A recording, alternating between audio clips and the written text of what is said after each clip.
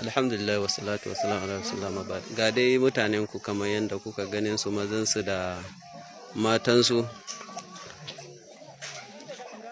Ga su da insha Allah kowa dai ya ga akwai dan uwan shi shiki. Waye ne baban shi yake shiki ko maman shi? Waye ne kanin shi yake ciki? Waye ne yaron shi yake ciki? Kowa dai ya gani ga su nan. Suna hannunmu da insha Allah. Ga su kamar yadda kuka gansu. Ga su.